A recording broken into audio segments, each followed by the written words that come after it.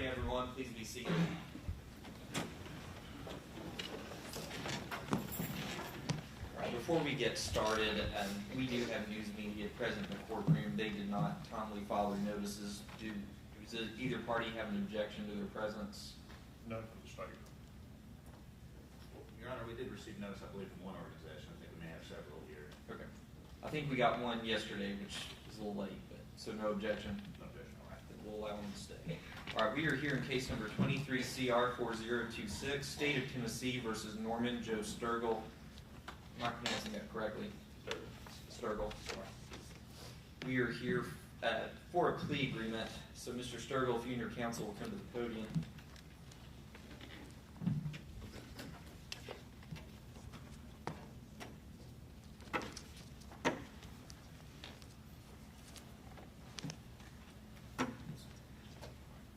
Mr. Sturgill, will you please raise your right hand? Do you swear to tell the truth, the whole truth, and nothing but the truth, so help you God? I do. Will you please state your name for the record? Norman Joe Sturgill. All right, Mr. Sturgill, I'm about to ask you a series of questions, and you'll need to answer out loud because you're being recorded. I'll also need your answers to be formal yes or no, not yeah or or nod your head. That way our record's clear. If you don't understand me at any time, you can ask me to repeat myself, or you can refer to your attorney at any point throughout this proceeding. Do you understand? Yes, Your Honor.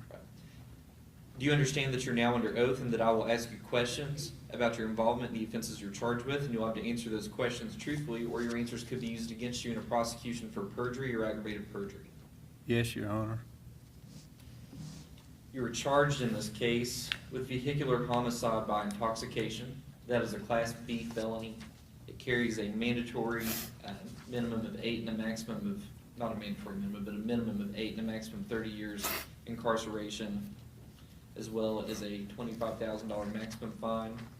You're also charged in counts 2 through 13 with reckless endangerment with a deadly weapon. Each of those carries a minimum of 1, maximum 6 years incarceration, and a $3,000 maximum fine. Do you understand the ranges of punishment in this case? Yes, Your Honor. I'm now going to go over your rights with you. First of all, you have a right to plead not guilty, persist in that plea, and have your case tried by a jury which must unanimously find you guilty in order for you to be convicted. Do you understand? Yes, sir. Yes, Your Honor. You have a right to subpoena witnesses that would testify for you at trial, and the right to confront and cross-examine any witness testifying against you at trial. Do you understand? Yes, Your Honor. You have a right to testify on your own behalf, as well as the right to not testify and remain silent, in which case your silence could not be used against you at trial. That's your right against self-incrimination. Do you understand? Yes, Your Honor. You have a right to appeal any verdict that a jury may return against you, or any ruling I may make that's adverse to you. Do you understand? Yes, Your Honor. And by coming here today, going through this procedure, and entering this plea agreement, you are giving up all of those rights, and there will be no trial to determine your guilt. Do you understand? Yes, Your Honor. Do you understand that today's convictions may affect you in the future, and if you're ever charged or convicted with other offenses, you may be subjected to enhanced punishment because of today's conviction? Yes, Your Honor. Today you'll be entering a plea to felony counts. When you're convicted of a felony, you will lose the right to vote and the right to run for public office while the judgment of infamy is in effect. Do you understand that consequence? Yes, Your Honor. Additionally, you may be subjected to impeachment if you give sworn testimony in the future. Do you understand? Yes, Your Honor. And by being convicted of a felony, you will lose the right to own or possess a firearm, and if you're caught in possession of a firearm in the future, you can be charged with a crime. Do you understand? Yes, Your Honor. Your plea of guilt today may affect your immigration or naturalization status if you're not a United States citizen. Do you understand? Yes, Your Honor. Counsel, does that affect him that you're aware of? No, Your Honor. Right. How old are you, Mr. Sturgill? 62. And how much formal education do you have? High school, 12th grade. And can you read and write? Yes, Your Honor. I see that you've signed this form that sets forth the rights that we've discussed here today. You understand that by signing your form, you've indicated for the record that you've read your form, including those rights. You understand what they mean, and you're waiving those rights here today. Yes, Your Honor. Are you under the influence of alcohol, drugs, medication, or any other substance today to the point that you don't understand this process? No, Your Honor. Has anyone forced you or threatened you to enter this plea agreement? No, Your Honor. Has anyone made any promises to you to enter this plea other than the promises contained in the written agreement that you signed? No, Your Honor. So you're entering this plea on your own free will, is that correct? Yes, Your Honor. There may be recommendations as to punishments in your case, and I'm not required to accept those recommendations. If I reject the recommendation, you may appeal my decision, or you may withdraw your guilty plea. Do you understand? Yes, Your Honor. Do you understand that if you could not afford to hire your lawyer, the court would have appointed you one?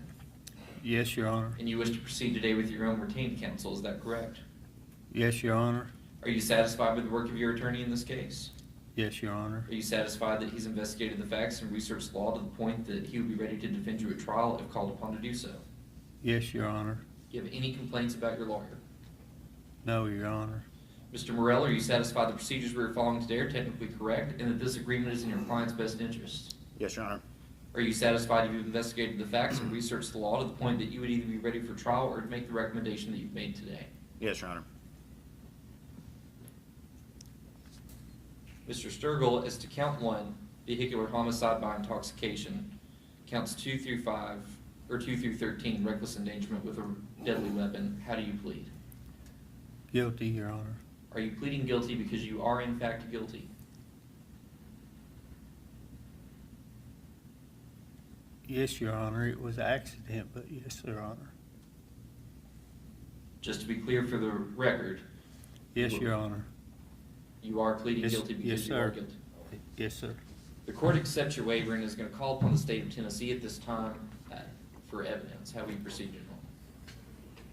By stipulation, Your Honor.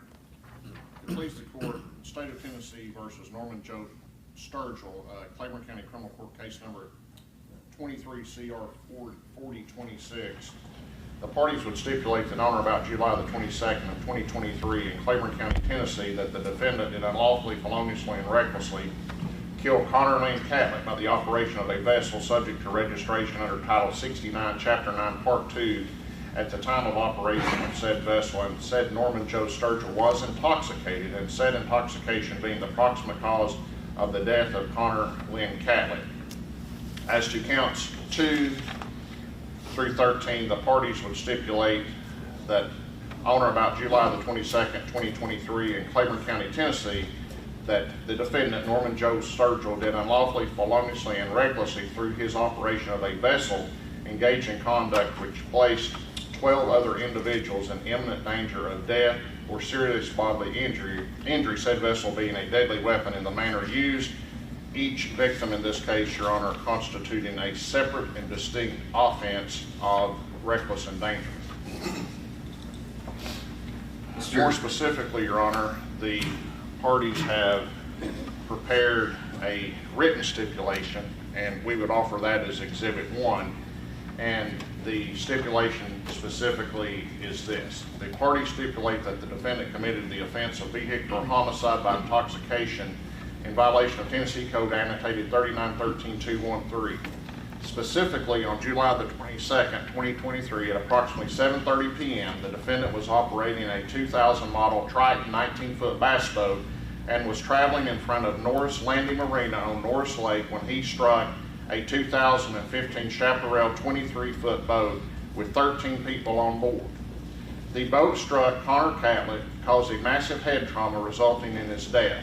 The operator of the Chaparral, Rachel Clemens, held Connor and covered his body so his injuries would not be visible to other children on the vessel. The autopsy report detailing the extent of Connor's injuries is attached to this stipulation as Exhibit 1. Regarding the defendant's intoxication, TWRA investigators, when coming into contact with the defendant, smelled the odor of alcohol on the defendant's breath, and the defendant had bloodshot eyes. He also had numerous Coors Light beer cans on his vessel. After being advised of the Tennessee Implied Consent Law, the defendant consented to a blood test for alcohol and/or drugs. The consent form allowing for the blood draw is attached to this written stipulation as Exhibit 2. The blood draw was administered at 10:10 p.m. on the aforementioned date, over 2.5 hours after the collision. At that time, the defendant's blood alcohol concentration was 0.198. The official Tennessee Bureau of Investigation lab report is attached to this written stipulation as Exhibit 3. The state retained Dr. Gregory Davis, a renowned pathologist and toxicologist, to opine as to the blood alcohol concentration of the defendant at the time of this collision. Dr. Davis opined that at the time of the collision, the defendant's blood alcohol concentration would have been between 0.237 and 0.25, approximately 3 times the legal limit. Dr. Davis's report is attached to this written stipulation as Exhibit 4. Regarding causation, the defendant gave a statement to George Birdwell, the Tennessee Wildlife Resources Agency, where he recalled traveling between 35 to 45 miles per hour. Rachel Clemens, the operator of the chaparral, estimated traveling in her boat at approximately 6 miles per hour due to a rope that had been held by a propeller on the chaparral, and passengers on the boat were attempting to repair it. The defendant also noted that there were boats everywhere, lots of traffic. Caden Daniels, a passenger on the chaparral, while the defendant's bass boat was traveling directly at the chaparral, attempted to get the defendant's attention by standing and waving his arms to no avail. Captain George Birdwell of the Tennessee Wildlife Resources Agency completed an accident reconstruction in this case. He noted that the location of the accident was 150 yards from the nearest shoreline. The channel where the collision occurred is 450 yards wide. He further noted that the defendant struck the chaparral on the back left corner of the boat, and the damage extended in the direction towards the helm. The accident reconstruction is attached hereto as Exhibit 5. Regarding venue, this collision took place very close to the county line separating Granger County and Claiborne County. GPS coordinates from the investigation did place the site of the collision just inside Claiborne County. However, if the collision had occurred in Granger County, TCA 51102 governs. It states, counties by a stream or other waters shall have concurrent jurisdiction over the whole of the waters lying between them. Therefore, jurisdiction is proper in this case, even if the collision had occurred slightly over the Claiborne County line into Granger County. As to counts 2 through 13, Your Honor, the stipulation reads that the parties stipulate that the defendant committed the offense of reckless endangerment in counts 2 through 13, specifically through the defendant's reckless use of the 2000 Triton bass boat, a deadly weapon in the manner used. He placed each and every victim in imminent fear of death or serious bodily injury, constituting 12 distinct counts of reckless endangerment. Your Honor, that concludes the stipulation. We would offer this as State's Exhibit 1 for this hearing. That'll be admitted as Exhibit 1 without objection. No objection. And for the record, Mr. Sturgill, do you agree that those are the facts the state would be able to prove at trial? Yes, Your Honor. Mr. Morrell, are those facts consistent with your investigation? Yes, Your Honor. This time I'm going to ask you all to have a seat back at council table, and before we impose sentence, I believe the state has some victim impact proof they'd like me to consider. We do, Your Honor. I'll let you proceed however you wish, Jim. Okay. State's first witness will be Chris Catlin. Do you want these to be sworn witnesses, or do you just want them to come up and make a statement? The court and defense pleasure. I don't expect any cross-examination, Your Honor. Well, if they just want to approach here, You know, I think we have some young adults who will be submitting victim impact statements, and logistically what we had planned, if it's okay with the court, is to let them take the witness stand, and Lucia is here to accompany them while they're giving their statements. that'll be fine. So I'll just let you want them sworn. Yes. Anyone testifying in this matter today, please stand and raise your right hand. Do each of you swear to tell the truth, the whole truth, and nothing but the truth, so help you God? Yes. Right. You may be seated. I assume the rule's not requested. General, I'll let you start. Chris Catlin, Your Honor. Come forward, Mr. Catlin.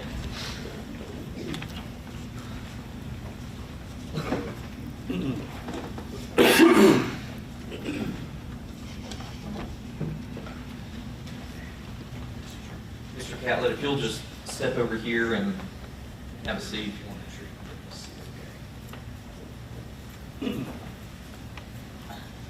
Adjust that chair and microphone if ever you need to. Just make sure you're close to that microphone. The sound doesn't always pick up right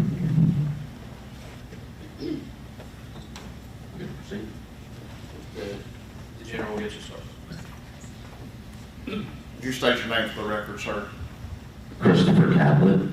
Mr. Catlett, what was your relationship to the homicide victim, in this case Connor Catlett? My son. And you have other family members here with you today, is that right? That's correct. You mind telling Judge Walden who's with you today? Yeah, Connor's grandparents, both sides, my wife, his oldest brother Alex. And your son is Alex and your wife is Samantha, is that correct? That's correct. And they prepared statements that they wish to submit to the court as well. Also correct. Before we go into your victim impact statement, Mr. Catlett, I want the court to understand kind of how we arrived here today. Your family has had the good fortune of having retained counsel in Don Bosch, who has been a liaison between my office and your family throughout this process. Is that right? That's correct. And there's been multiple meetings concerning the proposal that we're submitting to Judge Walden and asking him to approve today. Is that correct? Correct. And is it fair to say, Chris, this decision was not made lightly? No, not lightly. And it's a decision that the state and you and your family and the officers believe is in the best interest. That's correct. And before you strike that, you prepared a written statement you would like to read, is that correct? Correct. And before I ask you to do that, Mr. Catlett, I'd like to show you what has been labeled as State's Exhibit 2, and it'll display up here on the screen. Do you recognize that? Yes. And that's Connor. And, Your Honor, I would move to enter this as State's Exhibit 2, but I'll ask the court for permission that it be displayed throughout this hearing. Any objection? None, Your Honor. So then. Mr. Catlett, if you're okay, if you could go ahead and read your statement into the record, sir.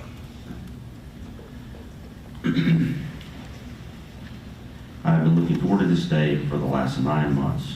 My driving force over the last 9 months has been ensuring that you go to prison where you belong. This kept me going on all the many difficult days and nights. Seeing you being taken away today in handcuffs, knowing the next 8 years of your life will be miserable, brings me joy that I cannot put into words. 8 years is not enough, but then again, there is no amount of time that is enough for what you have taken from me. I hope your next 8 years are as difficult as the last 9 months have been for me and my family. The pain you have caused will last a lifetime for us. You had no right to be operating a boat in your condition that night. The fact you or anybody thought it was a good idea only reinforces the fact that prison is the appropriate destination for you. Words cannot describe what you have taken from me. Connor was truly the light in a darkened world. He loved everyone, and everyone that knew him loved him.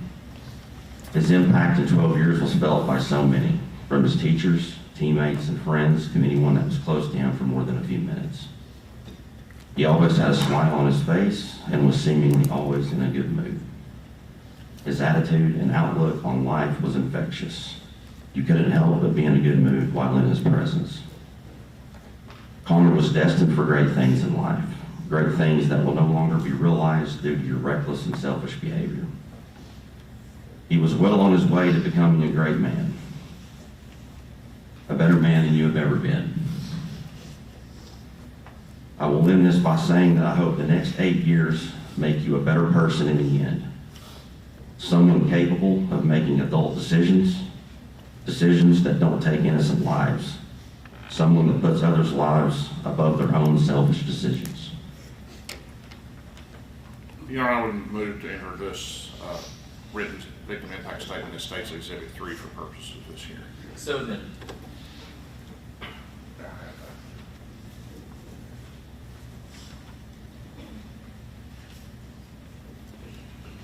Mr. Catlett, is there anything else you would like to say to Judge Walden before you get off the stand? No, sir. Just want to thank the court for their time.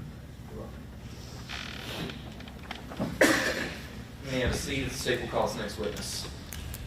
I'm going to call Alex Catlett.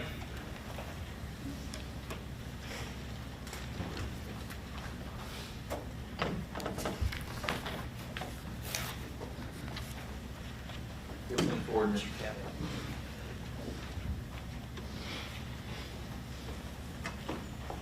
We can have just a second to get situated.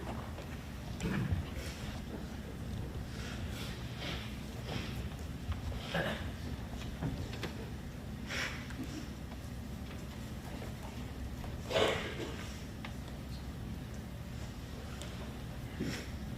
guess just for purposes of the record, what we're doing here is the Children's Center for this judicial district has a service dog that provides comfort to minors when they testify in courts. We were placing the service dog. Are you comfortable, Mr. Catlett? Yes, Your Honor. Whenever you're ready, Jim. Can you state your name, sir? My name is Alexander Catlett. And Mr. Catlett, how old are you? I'm 19. And you were Connor's older brother. Yes. And you've prepared a statement to read here today, is that right? Yes. Are you ready to read that now, Alex? Yes. Okay. Please proceed. On July 22nd, 2023, our lives were forever changed by the reckless and avoidable actions of a drunken boat driver. My 12-year-old brother, Connor Lynn Catlett, full of life and happiness, was taken from us in an instant. The pain of his absence is a constant ache in our hearts.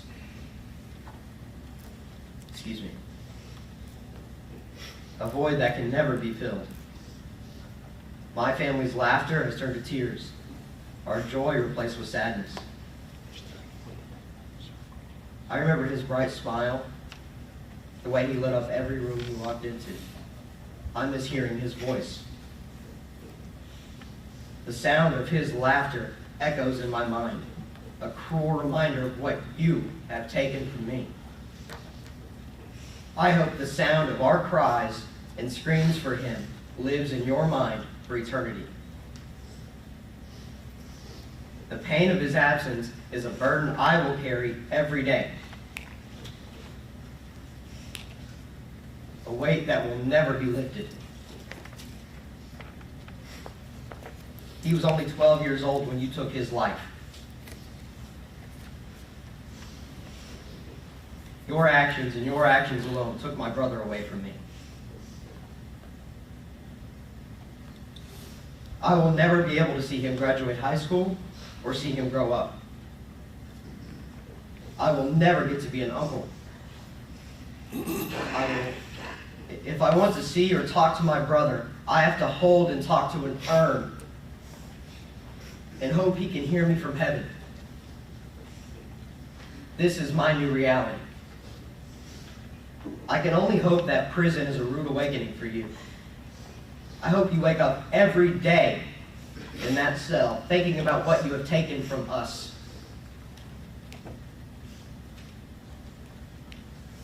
That's all. Alex, is there anything else you'd like to add? May I? If it's within the confines of what we talked to you that you were allowed to say, yes, sir, please go ahead. Your Honor, I would move to enter this Alex's written statement as states Exhibit 4 for purpose of this hearing. So admitted. Thank you, Mr. Catlett. Thank you so much. You just want to hand that, Mr. Clerk.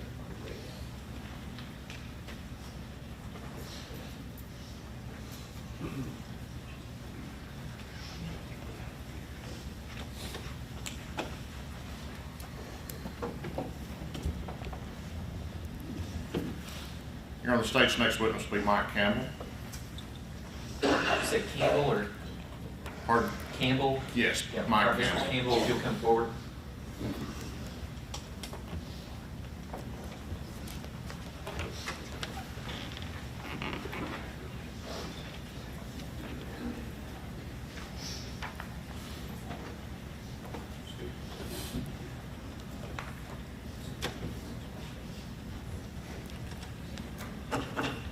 Would you please state your name for the record, sir? Michael Campbell. Mr. Campbell, what is your relationship to Connor? My wife Jamie and I are the paternal grandparents. And it's fair to say that you had a close relationship with Connor during his lifetime? Absolutely. And you and Jamie have prepared a victim impact statement, and you were chosen to read that, is my understanding. We have. Mr. Campbell, if you would, please read your statement. Mr. Sturgill, in this life, we all make decisions. Every decision we make has consequences, either good or bad. On July 22nd, 2023, you made a horrible decision when you decided to ingest enough alcohol to severely impair your judgment while you operated your boat in a reckless manner on a crowded lake. Your decision has generated disastrous consequences for you and your family. You will likely spend a major portion of the rest of your life in prison. But for me and my wife, Jamie, Connor's grandparents, and the rest of our family, this is not enough. You had the opportunity in your 62 years on this earth to live your life to the fullest. But your reckless behavior and irresponsibility on July 22nd robbed our 12-year-old grandson of everything, his life. Connor was a fantastic kid, loved by everyone he came in contact with. He was respectful, easygoing. Because of your actions, he will never have the opportunity to live his life. He will never go to high school. He will never go on his first date. He will never get married. He will never choose a profession or have a job. And he'll never have children or grandchildren. You have taken everything from him and taken him from us. We have 5 grandchildren, all boys, including Connor. Last year, the 2 youngest were 4 years old and 6 years old. The 4-year-old accepts the fact that Connor's gone, but he doesn't understand why. The 6-year-old currently is having counseling because he is in fear that he is not going to live a long life, because young people shouldn't die at the age of 12.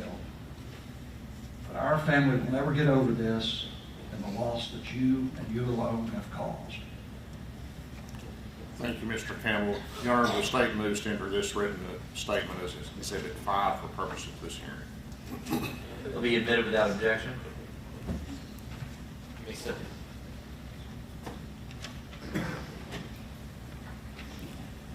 Your Honor, the state's next witness will be Samantha Catlett.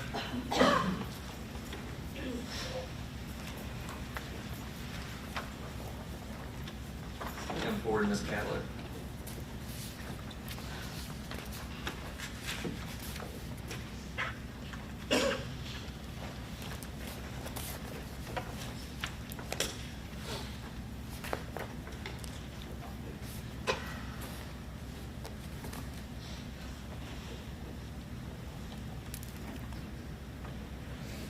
You state your name for the record, ma'am, Samantha Catlett. and you're Connor's mother. I am. And Ms. Catlett, you prepared a statement that you would like to read here today, is that correct? Yes. You would please proceed. As of today, it's been 283 days, 9 months, and 9 days since you have taken Connor away from us by a senseless and an avoidable action due to your negligence. We've had to wait too long to get the justice for our son. I can't even begin to describe to you what you have taken from me. He was irreplaceable. My soul aches for him every single day. I wish I could love him back to life, but I can't. You took my son, our son, my Connor, away from us. You took my life that day too. A piece of me died when he did. A piece of my soul that still continues to search for Connor. That part now sits vacant. Not a day that goes by that I'm heartbroken, hollow-headed. I have to relearn my day every single day. I get anxious pits in my soul that I can't seem to shake. I don't want to do this every day, but here I am, living this awful nightmare that you have turned into a real-life movie. I shouldn't be here giving this statement, but here we are. You made that choice. A decision that I hope will haunt you for the rest of your days here on earth, as well as your wife's. I hope that both of you heard my desperate screams for Connor that night. And I hope that when you go to sleep at night, that silence is so deafening and the ringing in your ears set in that you hear my screams for Connor break through. I hope you've heard me in the halls of this courthouse. I know you will forever hear me. As far as I'm concerned, your wife was just as guilty, being in that bass boat as well. I can only assume she was just as intoxicated as you were. In turn tells me you're both guilty, as that will never bring my Connor back to me. I will make an example out of both of you. Mark my words. You took my world, my hope, my peace, my everything. No one is safe because of people like you. He was getting ready to start the 7th grade, get his booster shots, get his braces. Do you know how hard it was to call and cancel these appointments? And them asking me why? Because my son was killed by a boat drunk driver, which caused an extremely awkward silence and in turn would make me burst into inconsolable tears. I have to pass car line at the middle school every single day as a constant reminder. He had his whole life in front of him.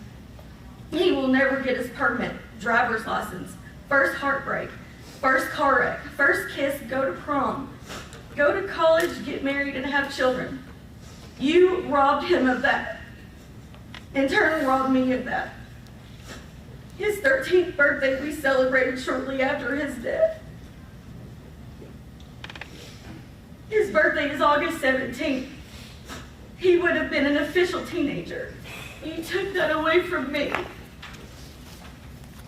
His friends are now terrified to go on the lake, afraid that it will happen to them as well.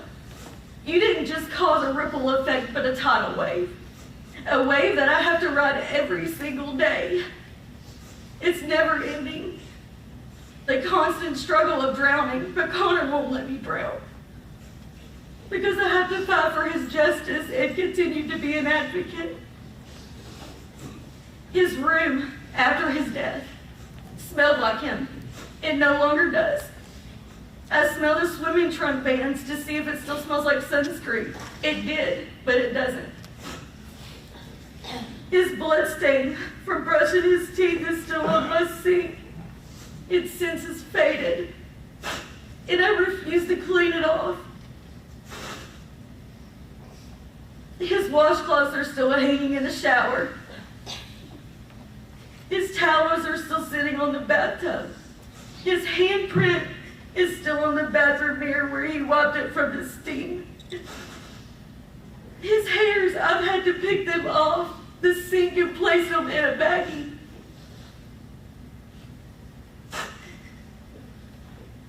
Dirty clothes still sitting in his hamper.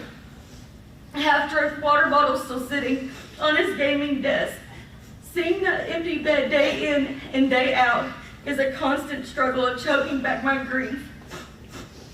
Your negligence and impairment has turned my life inside out. I will never have Connor back home. I now only have my memories and pictures of him. I can't tuck him into bed every night anymore. I can't hold him. I can't hug him. I can't tell him how much I love him. I can't hear his voice anymore. I can't make his lunch every day. I can't take him shopping. I can't do anything. Sitting, holding, kissing, rocking a porcelain urn is not how it's supposed to be.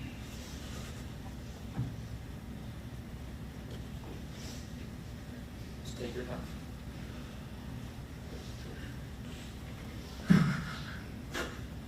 It took me 3 weeks to go into his bedroom, to smell him, to hold him, look at everything he has touched. Even to open his blinds, to let the sun shine in through his room, reflecting into that deep dark hallway that it had been for weeks. The both of you will never know my pain, the heartache, the emptiness, the darkness, or know that when the night comes I have to hug myself in my deepest thoughts. You will never know. My everything stopped that night. When he should be living his best life, but God will judge the both of you. That is not for me to decide. My house was filled with so much sarcasm, laughter, and energy. Now it sits vacant like nobody is home. You took that from my home. You will never understand this horrific pain you have caused. Connor now sits on my mantle every day. I wipe the dust off of him every day. I get him down occasionally. I rock him and I hold him. I shouldn't have to do this, but you did this. It's a cycle and a daily reminder. Oh. Connor was becoming such an amazing young man. He was a great kid. He made honor roll his 6th grade year. He was so smart, he was kind. He was humble and he was generous. His smile was so infectious. His energy was electrifying, would help anyone. He was extremely athletic. He played travel hockey and has played since he was 5 years old. He could pick up any sport and was phenomenal at everything. He grew up on the lake. We had Connor on the lake at 3 weeks old.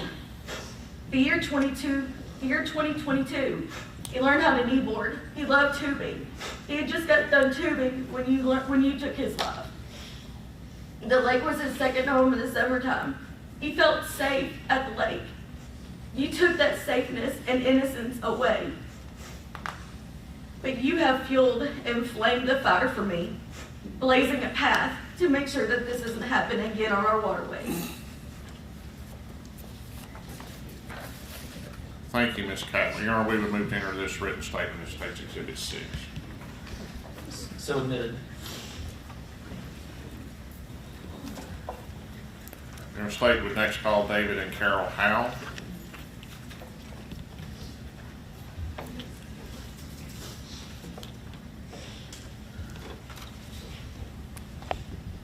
Your Honor, if it please the court, Ms. Howe will read the statement, but she asked that her husband be able to accompany her That's while fine. she does so.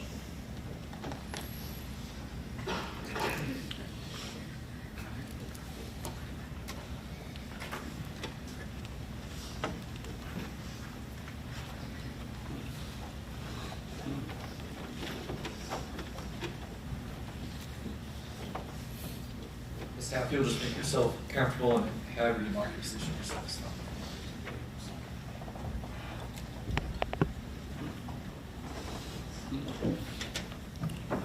Would you state your name, ma'am? Carol Howell, And Ms. Howe, who's the nice gentleman sitting with you? my husband, David Howell. And how were you all related to Connor? He was our grandson.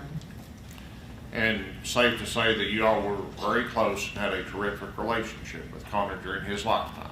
Yes, we did. And Ms. Howell, you have prepared in working with your husband a victim impact statement you'd like to read here today. Is that correct? Yes, I do. If you would, please proceed. I am Connor's grandmother, his Nana. I'm speaking for myself and Connor's granddad, Poppy. We have 3 other grandsons.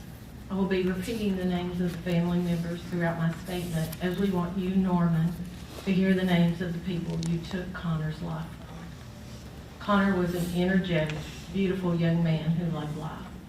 He was loving, kind, very athletic, and competitive. He liked to draw, decorate Easter eggs, and play games with his younger cousin, Jax, who is 9 years old.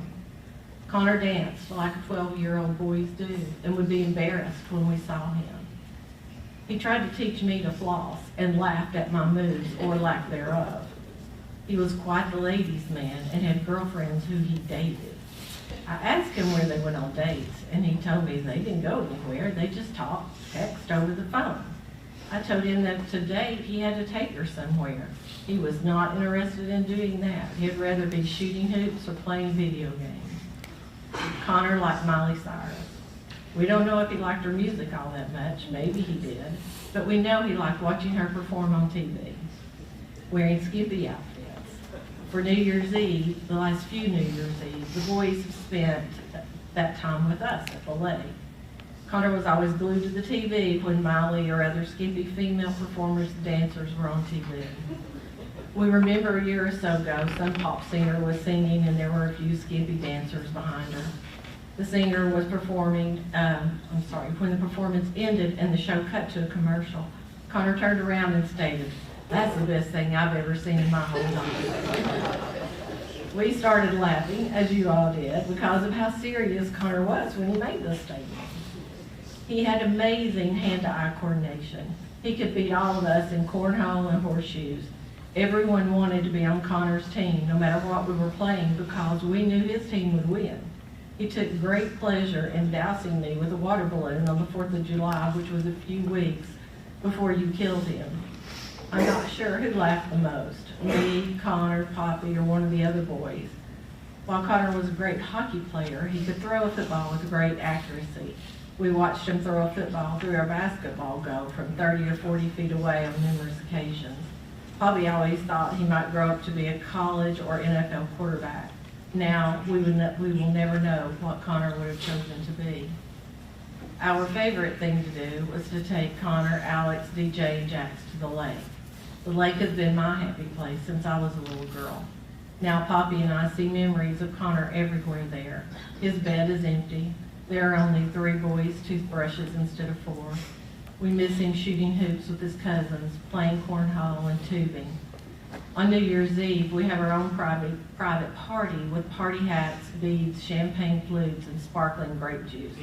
We played games and watched Ryan Seacrest bring in the new year. We shouted Happy New Year across the lake to others celebrating, but we couldn't have a party there this year. We had to start a new tradition without Connor. Everything is now without Connor. We also take our boys boating a lot. They love to swim off the boat. They love to tube, and Connor was learning to kneeboard. Last summer, we bought a 4-person tube so all the boys could ride at one time. Tubing was their favorite. Excuse me. Connor was always being the daredevil, trying to stand up on the tube or get on his knees while he was smiling from ear to ear. His skinny arms and legs would be flailing about every which way while they yelled, "Go faster, go faster." The boys always wanted to be thrown off as it was part of the fun. It's really hard to look at that 4-person tube now. Connor loved to fish, as we brought the memorial that we had made, and as the picture is up there.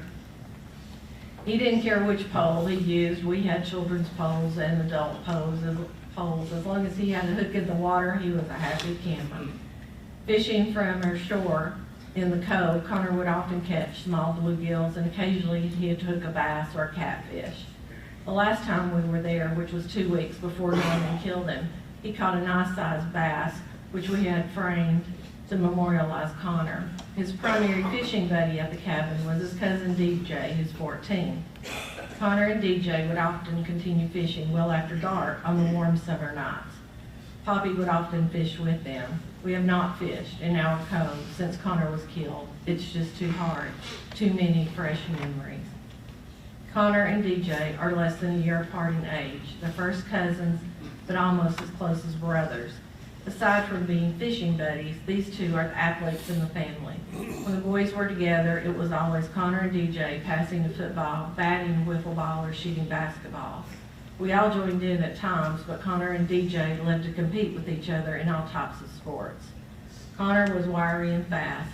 DJ is tough as nails. We will miss so much watching them play together. On our first time to the lake without Connor, DJ asked who was going to play ball with him. It just isn't the same without Connor. I don't want to leave Taylor out. Taylor was truly Connor's sister in every way but biologically. She lived across the street from Connor. We call Taylor our bonus granddaughter. We were privileged to get to take Taylor with us and the boys on a few occasions. Connor, Taylor, and DJ were a trio, BFF, as the kids say now. Taylor was in the boat with Connor when he was killed. We can't speak to Taylor's trauma and would not attempt to do so. Taylor is always close in our memories of Connor. Jax, who's 9, is our youngest grandson. Being the youngest, Jax was sometimes left out of the sports stuff between Connor and DJ. But Connor and Jax bonded over other things, such as games and crafts. Sometimes it would get quiet in the house and we'd go find Connor and Jax working a puzzle or playing a game in the bedroom. Connor was always very patient with Jax and looked out for him just like Jax was his little brother. We now have a 10-month-old granddaughter, Jada. I'm sure Connor would have loved teaching her to be a rough and tumble kind of girl. He would have been as protective of her as his other cousins. Connor will not have that opportunity, and Jada will not remember him. Connor's big brother, Alex, is 19. Alex bossed Connor around as big brothers do. Alex is reserved and cautious, much like his dad, and always wanted Connor to be safe. Connor was a daredevil, and Alex was Connor's protector, though Connor did not always see it that way. They picked at each other, but they were bonded as only brothers can be. Their love for each other was immense. This is Alex's senior year. Alex has grieved more than any 19-year-old should ever experience at his age. His senior year has been forever tainted by the loss of his younger brother, Connor. Alex had to become a real man overnight. I've asked Alex numerous times since how he is, and every single time Alex's response has been, I'm worried about my parents. No 19-year-old should have to worry about his parents when he should be living the fun life of his senior year. Several times we asked Alex to join us in going somewhere, and oftentimes he said, I don't want to leave my parents. We have no words for how proud we are of Alex, and at the same time, it's heartbreaking. I don't know how many nights Alex has sat up with his mom, Samantha, when she couldn't sleep, or Alex couldn't sleep and Samantha and Chris sat up with him. This is not like a bad experience most young adults have. This is a senseless tragedy, which was caused by you, Norman, driving a boat. Driving a boat drunk, which will always be a cornerstone in Alex's life, one he cannot ever forget. Alex's life, which is only just beginning as an adult, is forever changed. My mother, Connor's great-grandmother, always said Connor was like my dad, and my maiden name is Connor, so Connor was named after my family. That my dad was fidgety, just like Connor, had a dark complexion, and loved to fish as well. Smith always called Connor her little Indian child. The first time I saw my mother after you killed Connor, she said it should have been me. She is 93. To this day, she cannot talk about Connor without crying, and neither can my mother-in-law. And I added this afterwards. My mother-in-law actually passed away on Saturday, and Samantha wanted to go and hug her and tell her that when she got to heaven to give Connor a hug and tell her how much that she loved him. But she passed before Samantha was able to go see her. Reminders of life without Connor hits us at random times. In a gift shop when we're buying souvenirs for our grandchildren and realizing we don't need to buy anything for Connor. Slow dancing with a grandson and realizing I will never slow dance with Connor. We were recently at Jax's spring concert and they sang one of Connor's favorite songs, a Miley Cyrus song, of course. Instead of enjoying our grandson sing, I sat on the bleachers and cried as Poppy reached out to comfort me, and our other daughter, Melanie, looked to see if I was going to make it through the song. Connor looked like Chris, his dad, but he had the personality of our daughter, Samantha. Samantha was a fun-loving, friendly, outgoing person. I say was. Along with Connor, you, Norman, also took a part of my daughter from me. She doesn't want to leave her house. She doesn't want to come to family gatherings. She has changed. She, Chris, and Alex have all changed. They will fight for justice for Connor in many far-reaching ways. We, as a family, will fight for tougher laws, more TWRA agents, set up foundations so Connor will never be forgotten by society. Our relatives, the community, and our friends have grieved with us and for us. The support has been overwhelming. Connor will never be forgotten. While you, Norman, took his life too soon, Connor's legacy will live on. As for you, Norman, your legacy should be poster person for the Don't Drink and Drive campaign. While you may regret killing Connor, I wonder if you are sorry because you were caught and will now serve a small sentence which in no way can account for our life without Connor in it. We will never get another Connor hug or hear him say, I love you, nor will we ever have the opportunity to hug him and tell him we love him again. We will never say, only one honey bun a day to make them last more than a day. Nor will we ever buy another box of honey buns because they were Connor's favorite thing to eat at the lake. As a parent, we don't even think about losing a child before we ourselves die.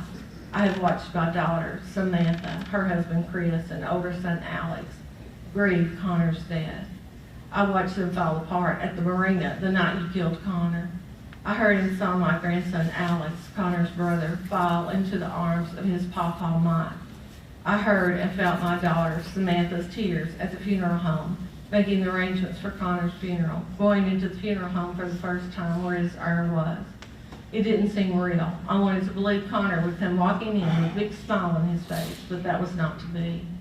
As a parent, we want to fix our children's problems, to make it better.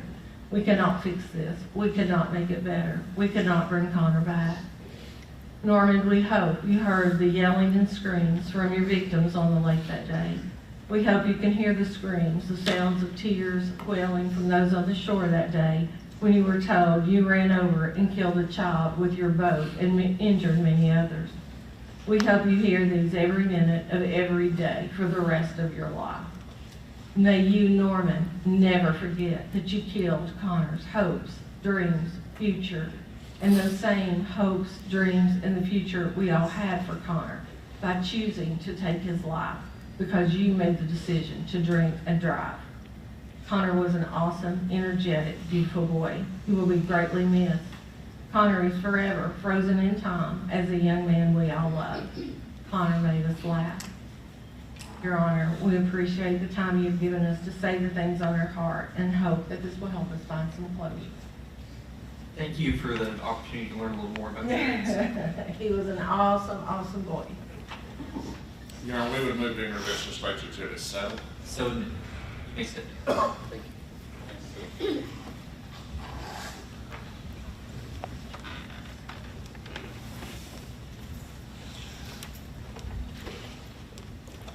You know, our next witness will be Carolyn Stansberry.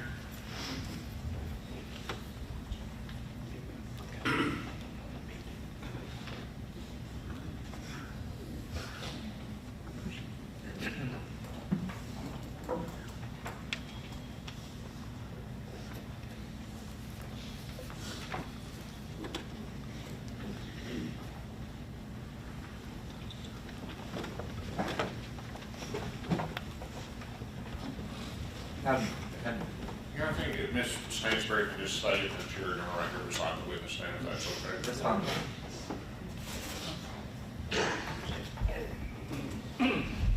Well, I'm more worried about the microphone.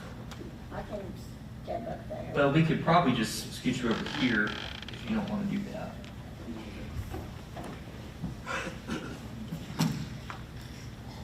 And it picks up, you don't have to necessarily speak right into it, but that'll at least get you close enough so that way your recorder can get everything in.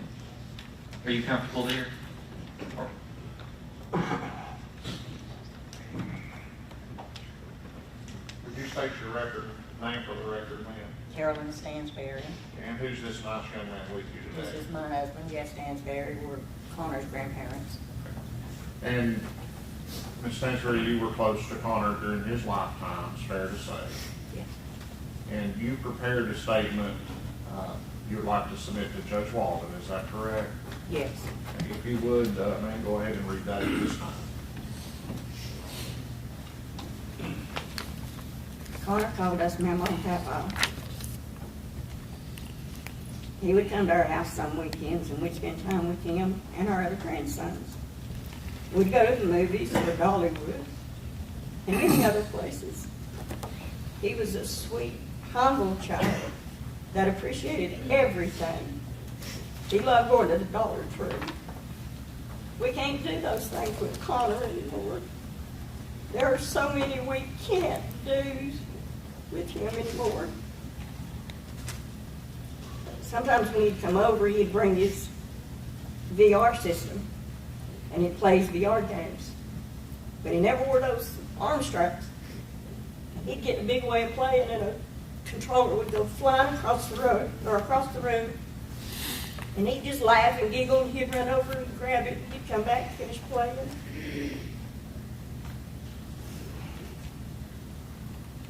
We miss his laugh. We miss his contagious smiles. We miss his little dances so much more. We miss him. As grandparents, we're heartbroken, not only for Connor, but for Chris and Samantha and Alex. It's heart-wrenching to see them suffer and hurt so much. I don't know if you believe in God, Mr. Sturgill, but if you do, and you get forgiveness, and you make it to heaven one day, then you're going to see exactly who you took from us, and you're going to know exactly why we love and miss him so much. Thank you, Ms. Stansbury. Your Honor, we would move to enter this as State's Exhibit 8. So admitted.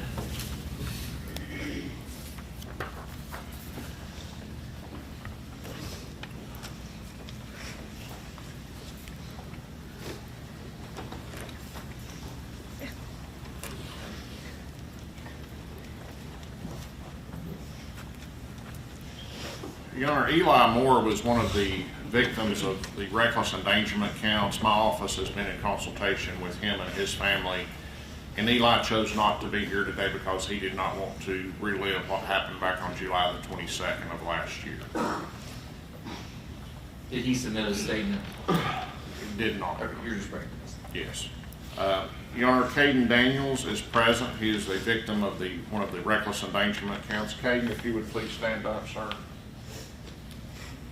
Thank you. You can be seated, Caden. Your Honor, Caden has prepared a victim impact statement, and he asked that I read it for the court. Caden Daniels Victim Impact Statement. July the 22nd, 2023, changed the lives of everyone in this room at some level.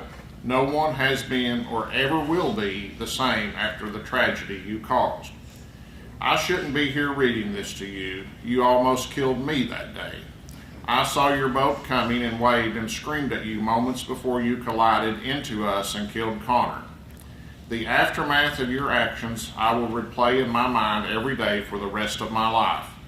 It sneaks in my dreams, turning them to nightmares over and over again.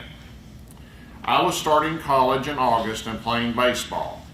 This is something I've worked for since I was 4 years old. The boat wreck caused me to have several injuries, including a pretty bad knee injury. Between my physical injuries and my mental health, I had to make the tough decision to quit both the baseball team and college. You ruined my future. With that said, I'm still here and wake up every day grateful for that because Connor doesn't get to. Your actions took the life of a 12-year-old boy that had his whole life ahead of him. I have no doubt he is in heaven singing Party in the USA and dancing around. As for you, Mr. Sturgill, I hope the four walls you will stare at all day are worth the alcohol and the decisions you made that day. And I hope the words you hear today and all of the victim impact statements forever echo in your head. God bless your soul because you need it. Now I'll move to enter this as State's Exhibit 9. So admitted.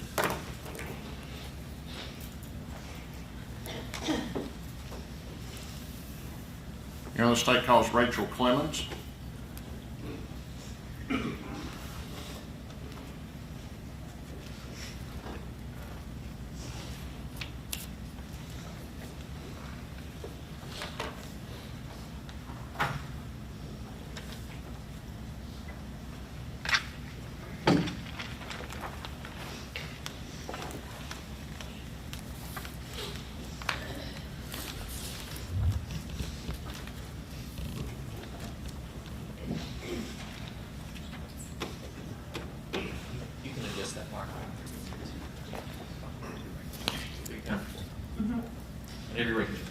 you state your name for the record, ma'am?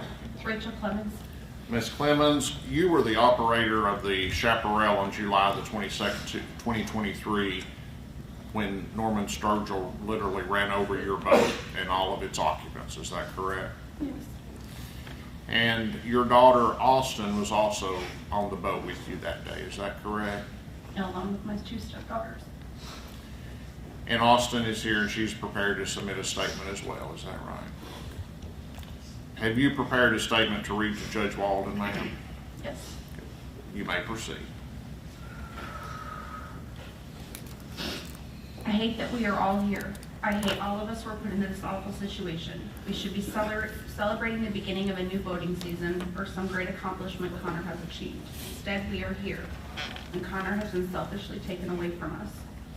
Norris Lake has been our family's happy place for over 10 years. We have made great memories. You have robbed my family of continuing those memories. All three of our daughters want nothing to do with stepping on a boat or going to the lake again. I don't know if I will ever be able to drive a boat again.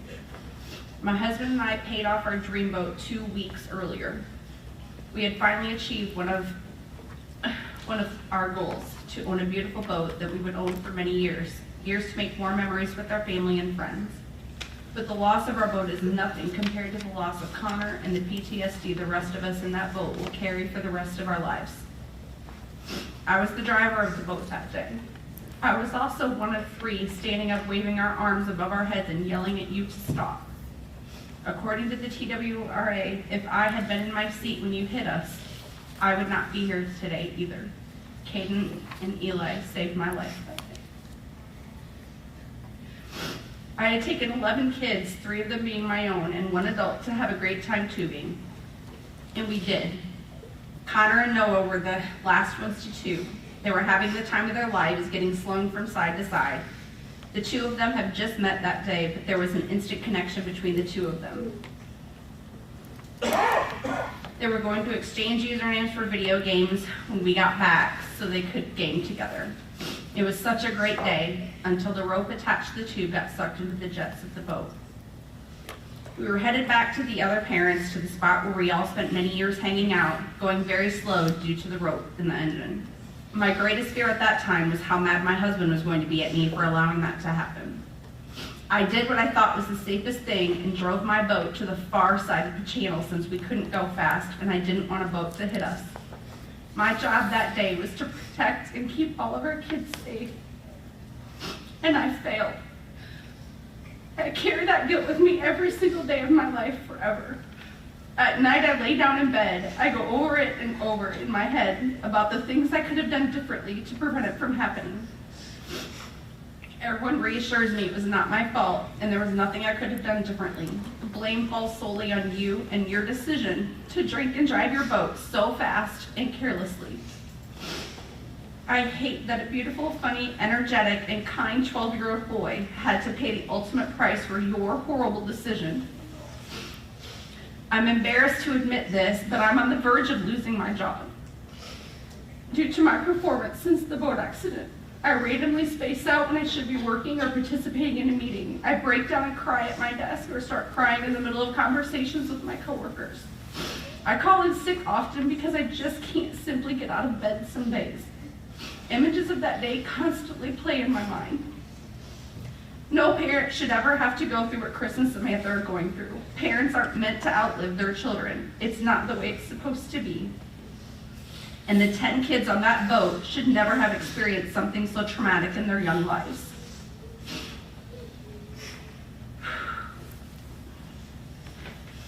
I did my best holding Connor and talking to him, telling him it was okay to go and repeating over and over how sorry I was. I held that boy in my arms until the authorities made me let him go. I was too scared to let him go because that would make it real. It would mean that he was alone. As long as I was holding him, it didn't seem real. And as long as he was being held by someone who loved him like her own, he wasn't alone. My heart shattered into a million more pieces when Connor's parents arrived. That was the worst moment of my life. This family that has been so good to me and my family for so many years. I felt and still feel like I killed their sweet son. But I didn't do that. You did. Your Honor, I would move to admit Ms. Clemens' written statement as State's Exhibit 10. So admitted. Thank you, Ms. Clemens. You can step down.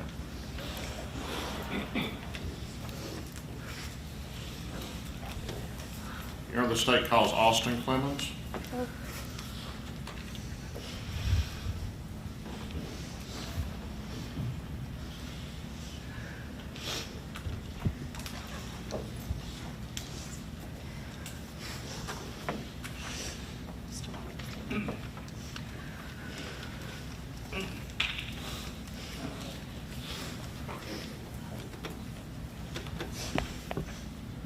Your Honor, is it okay if Ms. Clemens stays up here? Whatever we need to do, so.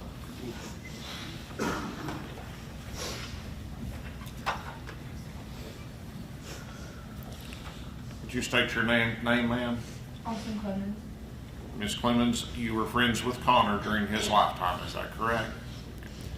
My understanding is you prepared a written victim impact statement you would like to read to the court today, is that correct? Okay. You can read it at this time. My name is Austin Clemens, and I stand before you today to convey the impact this accident has had on my physical and mental health. I was on the boat, sitting in the front, not next to Connor, but close enough to see what happened. Soon after the accident, Bella, Maddie, Emma, and I were sitting in a circle on another man's boat, holding hands, praying this is all a dream, and Connor was with. I grew up with Connor. One of the best memories I had with him is when we were 4 years old in my best friend's room. Connor and I holding hands. Being with him in the neighborhood with the kids in the D is now just a distant memory. Since that accident, the constant rush of fear and anxiety takes over my body before I go to bed. Scared of replaying the events over and over my mind. I've been on the lake longer than I can remember. I now not want a single thing to do with it and never want to step on a boat again. The joy I had once found on being on a boat in the summer has now vanished and replaced by a sense of dread. This has impacted my everyday life with the survivor's guilt that I now have to cope with, and always think to myself, what I could have done to save him. People might say it gets easier over time. However, it has only let my mind run wild. Every time I see a bass boat, I now think of what this horrible man has done to the community and people's lives. Words cannot express what anger and sorrow I have felt since July 22nd. Taking away such a sweet soul who had the biggest heart and always had a smile on his face. There will be no more birthday parties, sports games, or any more memories made. Connor had a bright future ahead of him and was going to do great things. Your Honor, we would move to enter this written statement as State's Exhibit 11. So admitted. Thank you, Austin.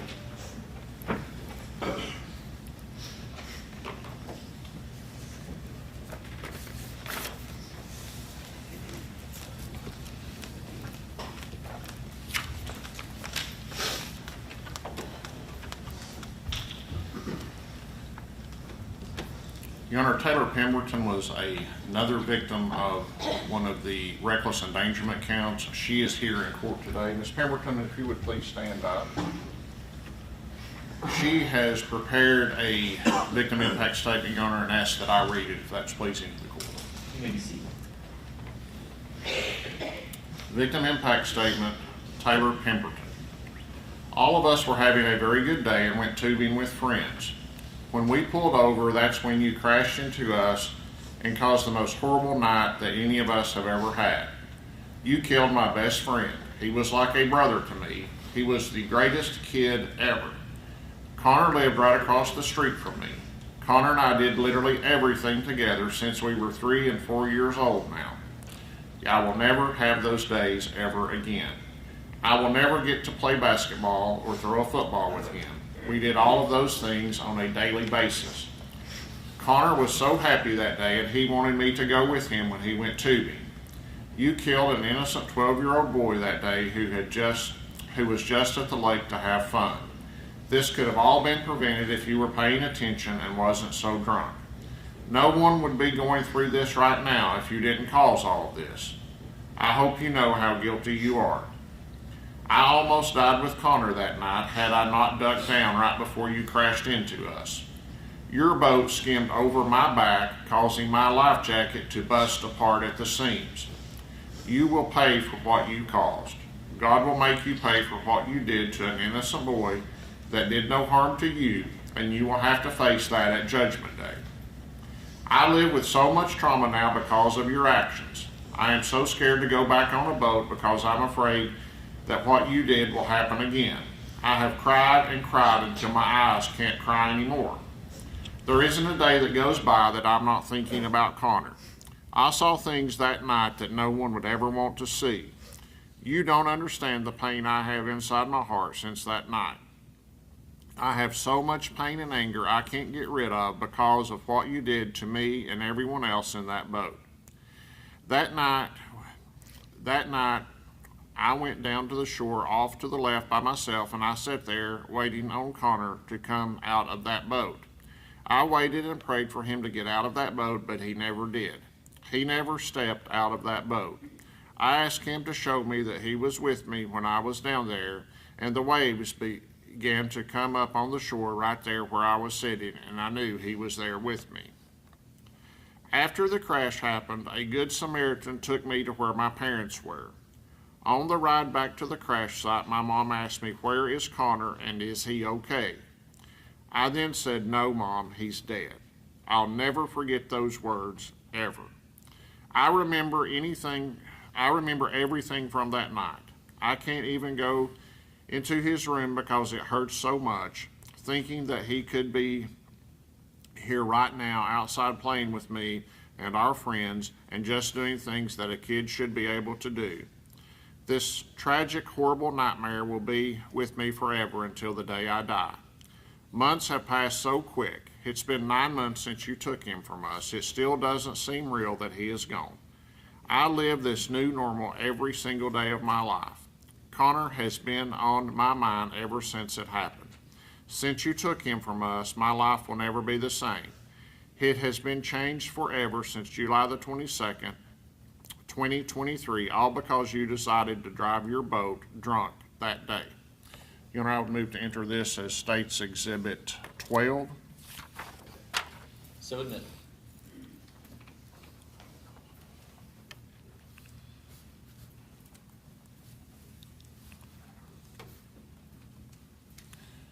You know, the state calls Shannon Jarnigan.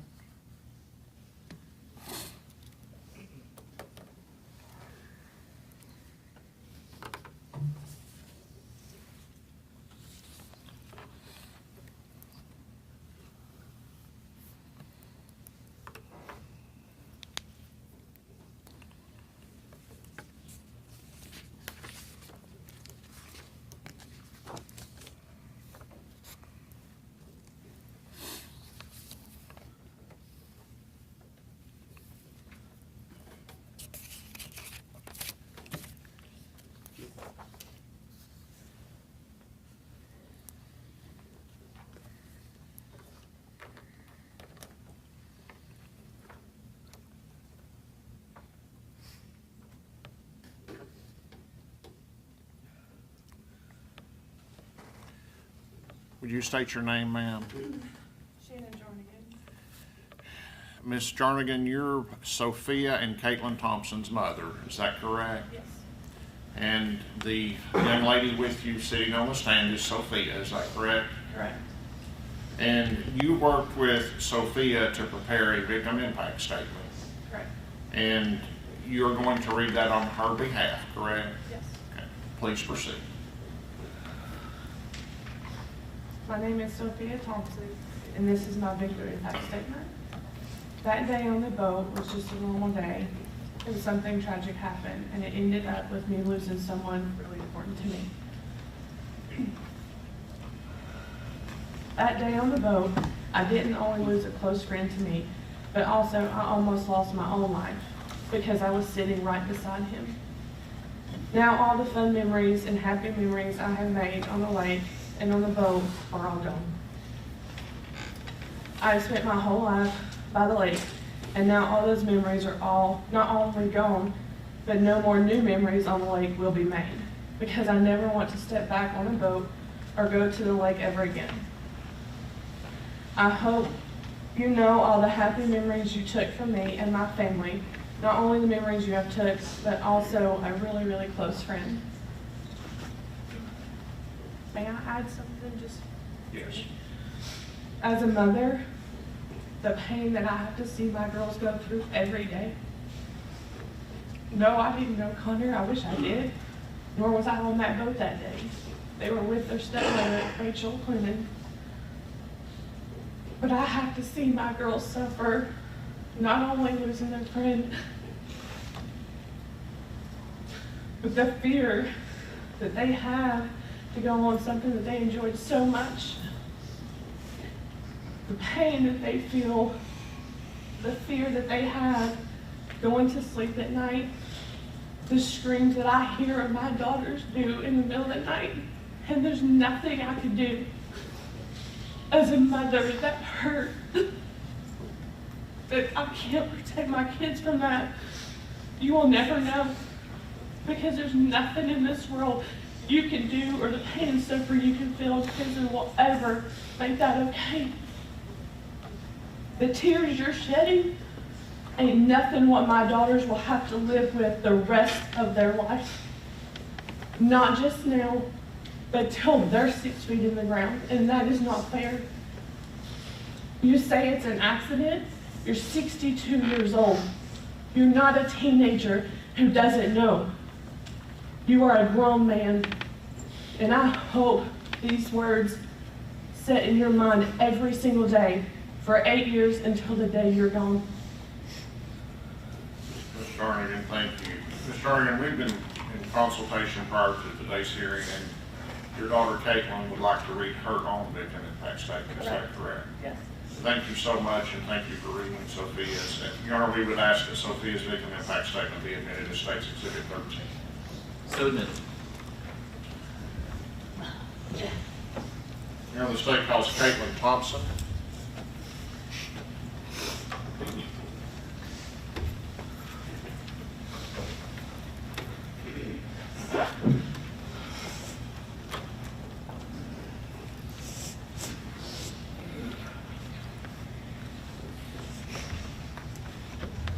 Ms. Thompson, if you'll come forward.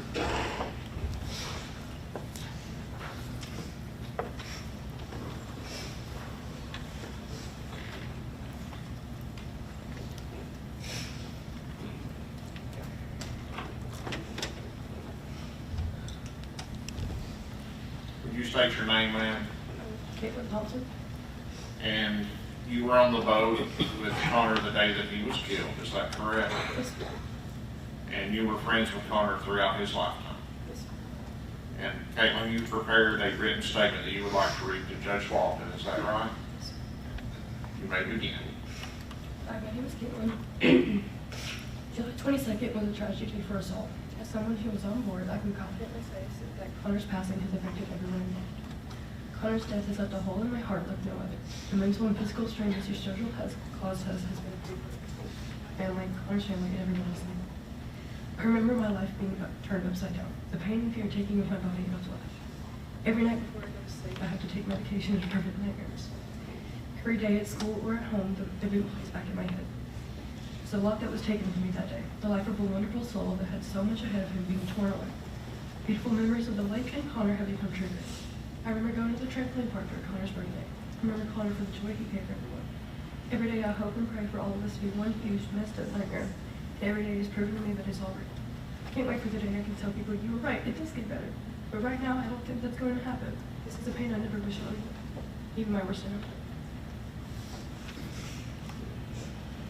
Thank you, Caitlin. Your Honor, we move to enter her statement as State's Exhibit 14. So admitted. General, do we have a few more of these? 4 more, Your Honor. I suggest we take about a 10-minute break. These, The state has no objection. those wooden benches out there are not comfortable to sit on. We've been going about an hour and a half. So why don't we take 10 minutes, people can stretch and have a comfort break. Thank you, Your Honor. We'll come back at 2:30.